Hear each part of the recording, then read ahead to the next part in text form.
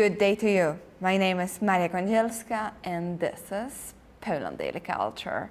And today, still more Poland Daily philosophy, because maybe the situation of pandemic is bringing us more to deeper thoughts about state, its limits, and power. Here with me is Rzeczycki, the member of Jagiellonian Club and also a PhD candidate at Warsaw University. So you're a specialist in philosophy of politics and also in the question of power. And right now in the current political situation, when everyone is quarreling with everyone, and it seems like the polarization is going to the limits unknown before, tell me, is it anything which we can learn from the Polish political culture from the past? I believe there are two such things. One of them is we try to think about public sphere, public domain, in such a way that we should put everything what is political important to the whole community, not just a single person, single individual. Put it before every differences we have. So basically we need statesmen who are thinking about the common interest and not the interest of the party or not the interest of political front. Separating ideological differences for what is common, our common interest. So realists, we need more realists. In sort of way. Okay, and did we have realists back in the past? Back in the past, there were many realists, and there were really one of my favorite realists was King Sigismund I. Might be criticized from some actions, but he found the kingdom in huge debt. His whole life was trying to fight both. With wars, with external allies, having at the same time empty treasury, which he managed to do. But that's a difficult task, definitely. Definitely was difficult but task. Are we right now in a common situation? No, I hope so, that not. I do hope it as well, but we never know, especially with the pandemic going on and the economy is sinking. What I would like to mention is, besides trying to separate ideology from what is common good, because I think this is important, we should come back to thinking about our institutions as creating a space for our interactions. I think that we accepted that we have liberal constitutional democracy and that's all. That's the end. The history ended. I believe that this is not the case. So you're against the Fukuyama? Definitely I'm against Francis Fukuyama. Me personally as well.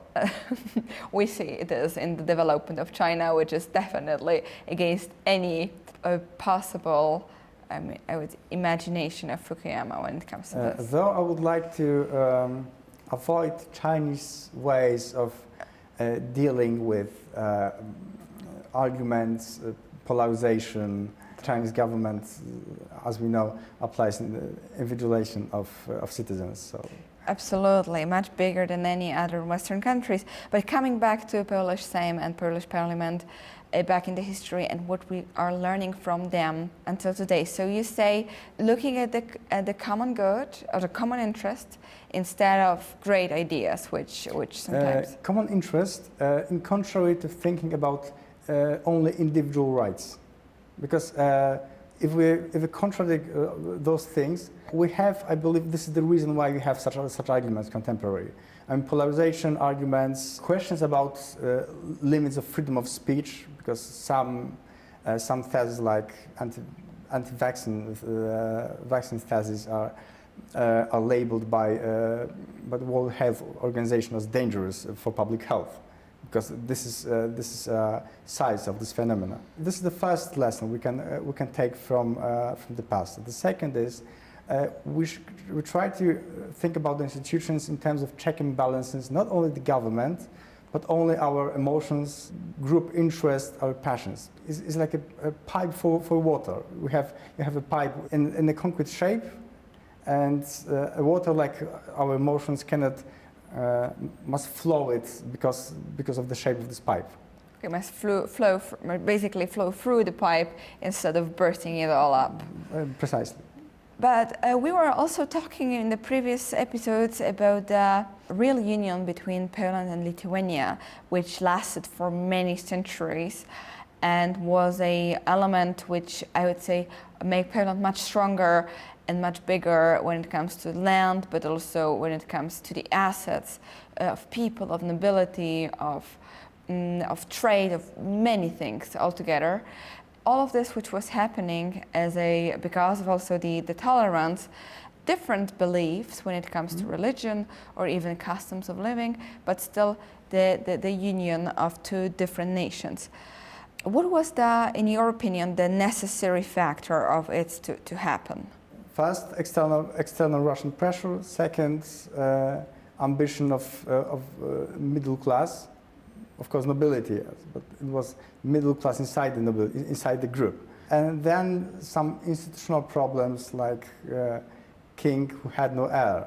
So we had to bind it up, because from that perspective, it was the union was quite fruitful. And the last thing, Polish nobility had to abandon this way of looking at Grand Duchy of Lithuania as sort of a poor brother, that much worse state that we should just incorporate as a part of the kingdom, not united as an equal. But just as an intellectual experiment, but how about the union right now? With which nation could we do the real union? It's a difficult question, because after Brexit we are in the times where we are in danger rather of ending unions than starting the new one. Starting the new one.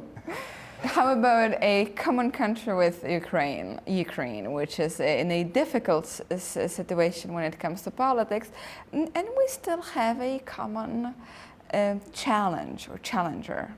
But we have nation states together today, and in those times there were not nation states. So we have a different way of referring to each other, looking at different countries. I agree when it comes to this, but though I've heard from many people right now that Poland becomes a new mother from the Slavic nations, and lots of them, Ukrainians, Belarusians, even Lithuanians even though they are not Slavic, they are learning more and more common Polish, and because of the stability of the situation in Poland, we are opening and embracing a lot of immigrants, which are a huge asset to our society. Ukrainian migrants, yes, but I don't think that we are so popular in the region. We are becoming more and more, and I'm happy about it. Well, we'll wrap up with this statement. I would say it's also an invitation for you to look back in the past. How was it possible that two different nations, such as Lithuanian and Polish, created a common union, a real union?